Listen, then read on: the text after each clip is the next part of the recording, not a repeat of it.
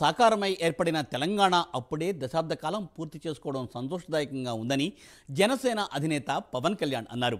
ఈ మేరకు ఆయన ఒక లేఖను విడుదల చేశారు. పోరాటాలకు పురిటిగడ్డ తెలంగాణ తనలో పోరాట స్ఫూర్తిని నింపిందని పవన్ కళ్యాణ్ పేర్కొన్నారు. ఇక్కడ గాలిలో, నేలలో, నీటిలో, మాటలో, చివరకు పాటలో సైతం పోరాట పటిమ తొణికిసలాడుతుందని ఆయన కొనియాడారు. అభివృద్ధిలో తెలంగాణ అగ్రపథంలో నిలవాలని పవన్ కళ్యాణ్ ఆకాంక్షించారు. ఈ సందర్భంగా తన తరఫున జనసేన శ్రేణుల పక్షాన తెలంగాణ వాసులందరికీ శుభాకాంక్షలు తెలిపారు పవన్ కళ్యాణ్.